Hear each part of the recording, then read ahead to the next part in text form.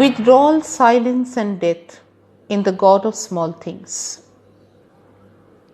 Arundhati Roy takes us to Menem to tell the story of Mamachi, Baby Kochamma, Ammu, Sophie Moll, Rahel, Estha, and of course Velutha Papen, transgressors in their own ways and transgressing only to withdraw in the silence of death or death in life.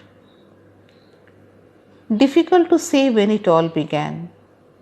Was it with the arrival of Sophie Moll in Menem? Perhaps not. Roy traces the beginning thousands of years ago.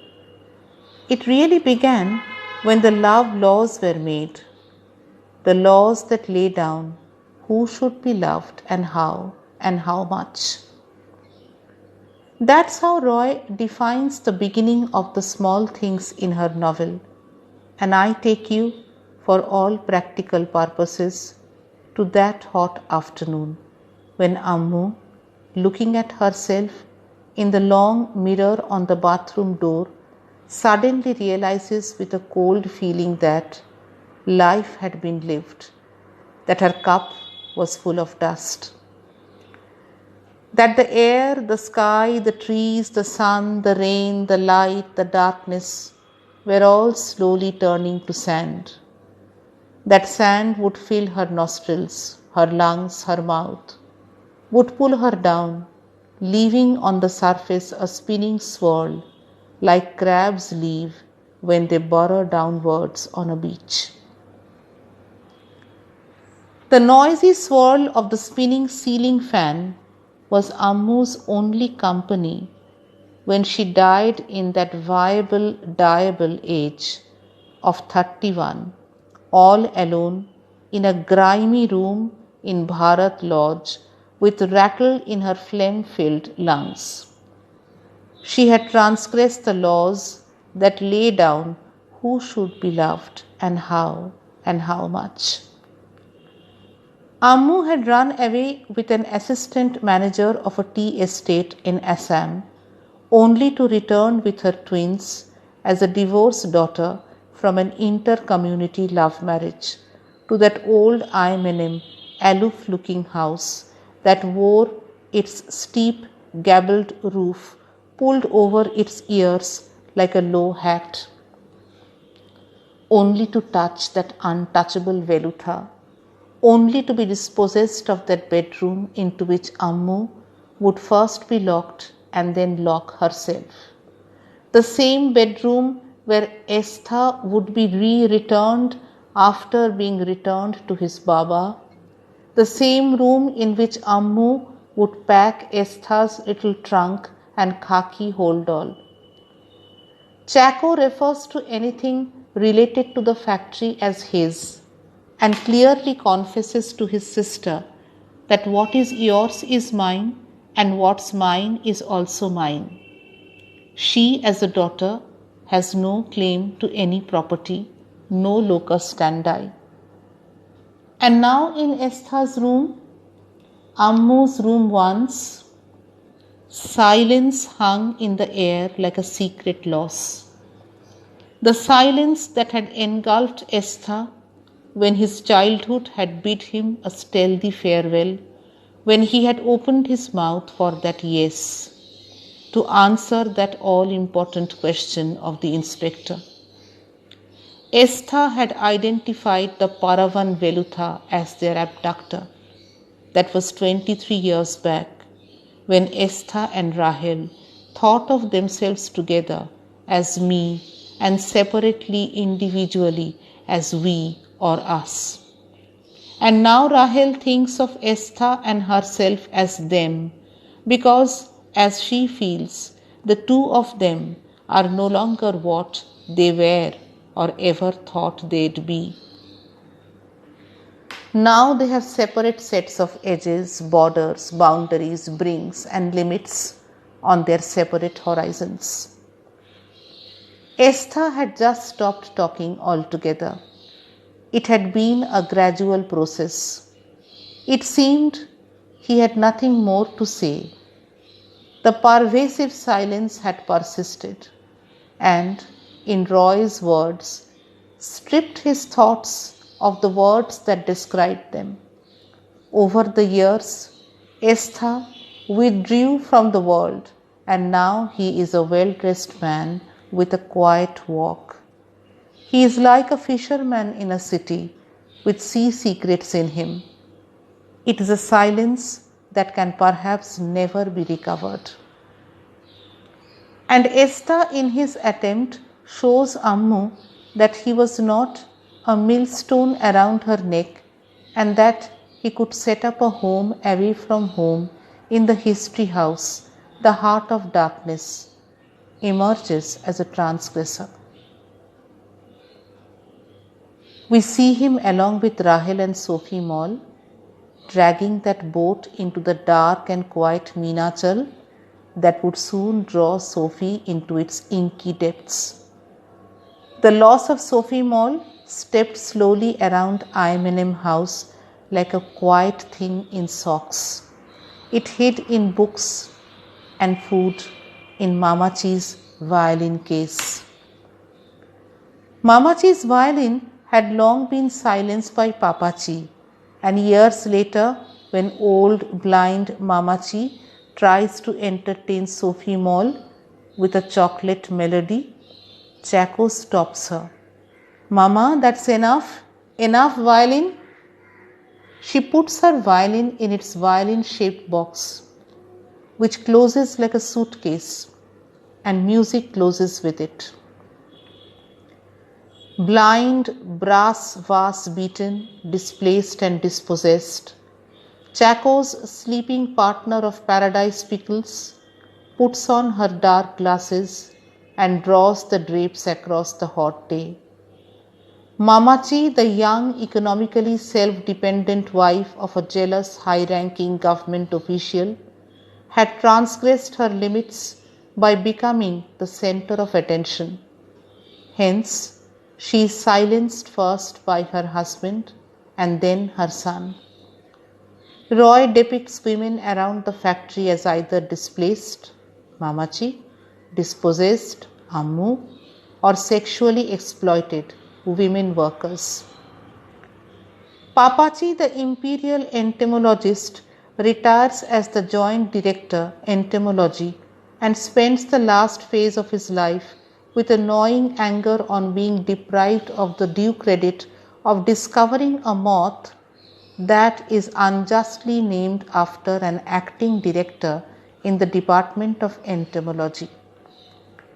During the years of his retirement, he slowly withdraws himself from other activities and prefers to live in isolation. He buys a sky blue Plymouth for himself. His pride makes him strong. It seems he lives like a king, a defeated king, who hesitates to accept his defeat. Obviously, his death makes no difference to anyone.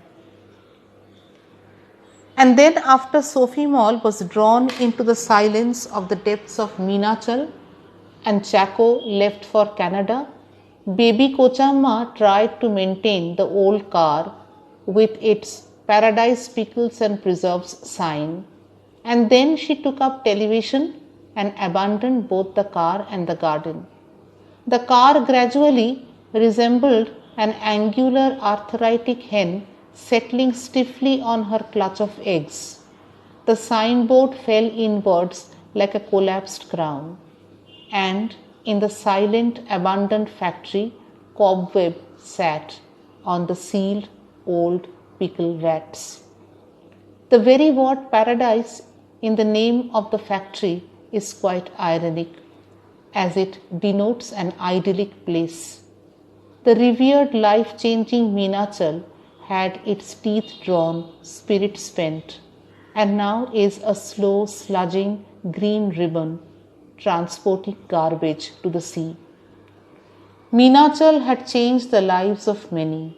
Velutha the Paravan, the transgressor, waded its waters and walked into the heart of darkness that night after Mamachi spat into his face and Comrade Pillai refused to take up matters of individual interest. Estha followed baby Kochamma's advice and chose to save Ammu with his yes.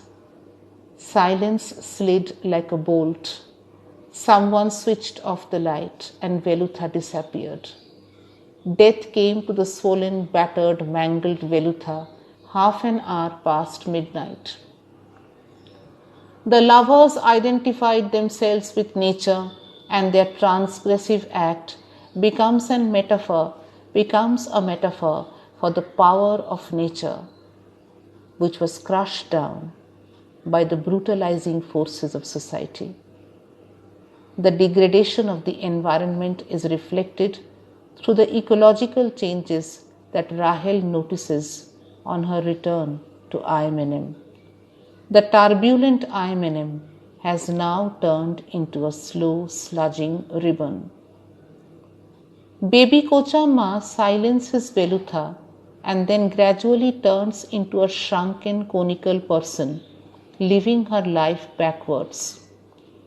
Even after her husband's death, Mamachi continues to experience the male domination, this time economic, by her son Chaco, who makes her a sleeping partner in the family business.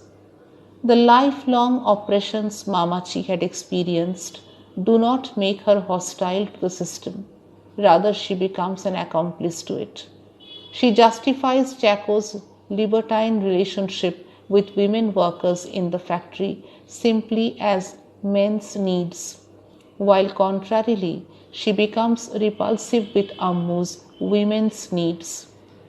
Baby Kochamma, in the similar vein, colludes with the dominant ideologies and culture and takes part in the repression of the transgressors of the laws of society, Ammu and Velutha, though she herself was the victim of the same constrictive laws.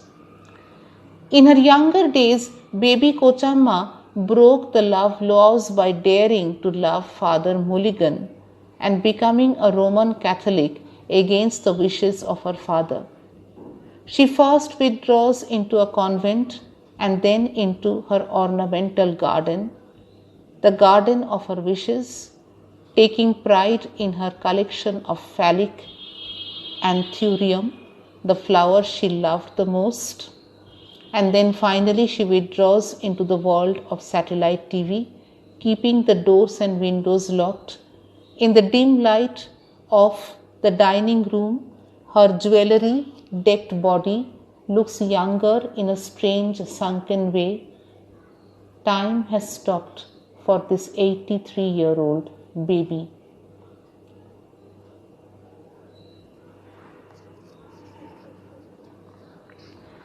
And finally we come to Rahel, one of the worst transgressors in the novel, who reminds us of the banana jam jelly question of Paradise Pickles that had defined classification, having the consistency of neither jam nor jelly.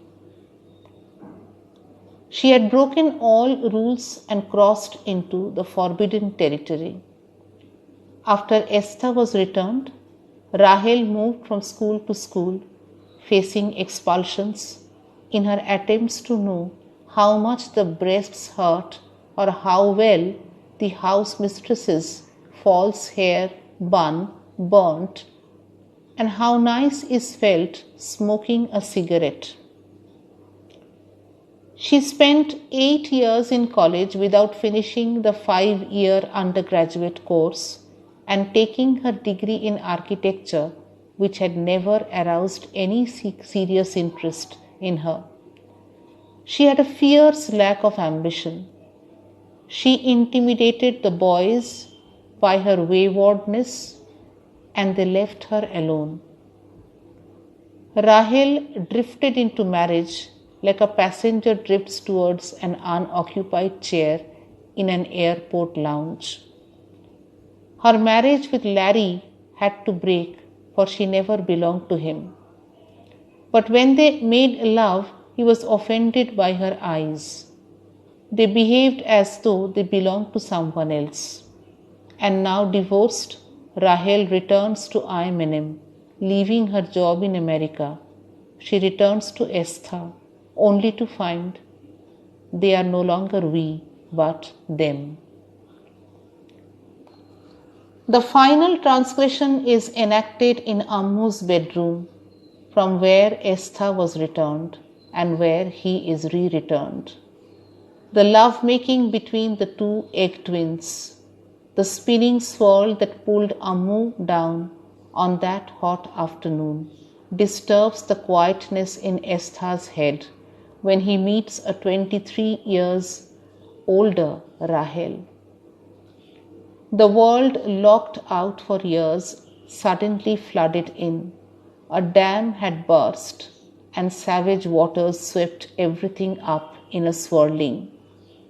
Once again the love laws are broken and no one knows what happened next. But what they had shared that night was not happiness. It was grief that was outrageous. And now they lay awake in the dark. Quietness and emptiness, not old, not young, but a viable, diable age. Roy talks of Kerala as a place where biology has been subdued, where despite their obvious physical beauty, men and women cannot cross the barriers of caste and class in desiring one another. Roy's novel focuses on the lines that one cannot or should not cross, and yet those are the very lines that do get crossed, if only once in a while, and then that makes for the politics of those extraordinary stories. The novel ends with a reenactment of love-making of Ammu and Velutha and the word tomorrow, indicating a defiance that ignores the price of transgression, the big consequences of the small things they had done. It celebrates the act of making the choice and enjoying the experience that follows.